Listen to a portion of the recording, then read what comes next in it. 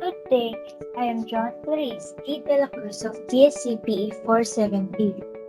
This will be my review on the case study on the performance energy trade-off in embedded systems design, a survey of the existing design space exploration tools and trends. Who has or have done the work? Manal Amar, Mona Bakluti, and Mohamed Abid of CES Laboratory, National Engineering School of Cefax in Tunisia.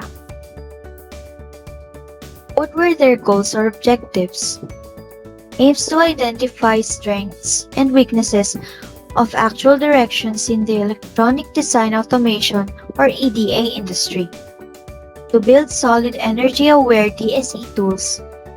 To present a survey and comparison of DSE tools and methodologies that targets either performance or energy optimization or even both.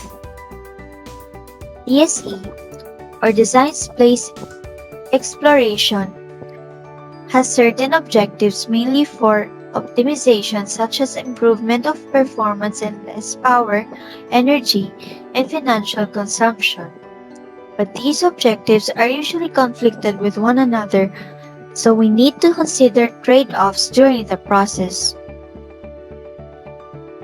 What were their research questions, if any?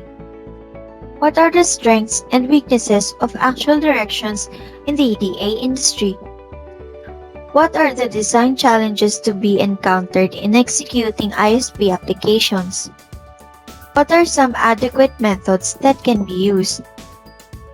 What are some DSE approaches targeting time optimization?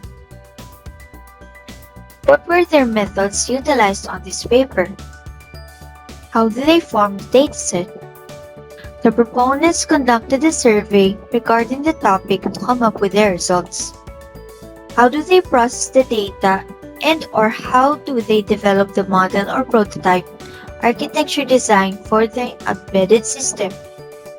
They arrange their data into table forms such as the classification of different performance-aware and simulation-based DSE tools to compare their tools and where each can become applicable, and the other table is analytical based to test with each approach. What were their findings? They have discovered that at higher levels of abstraction, designers are able to dive into larger parts of the design space in a short amount of time, but accuracy is at risk.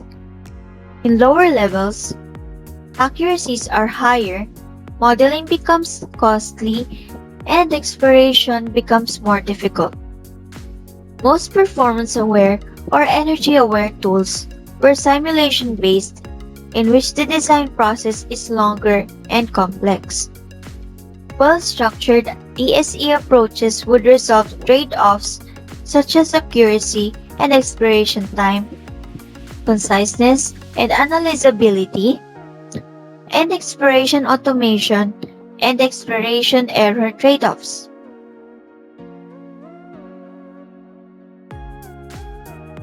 What were the gaps in their studies or findings?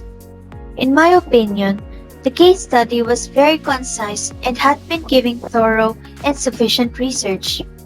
The authors provided brief description and background about the DSE and various tools used for it. Different types of DSE frameworks and methodologies were also discussed, and tables for comparing simulation-based and analytical-based DSE tools were shown. Exploration trade-offs of energy-aware DSE tools was also explained via illustrations.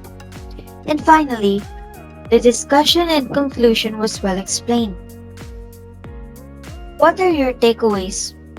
The topic was difficult to understand since I have no prior knowledge about design space exploration itself.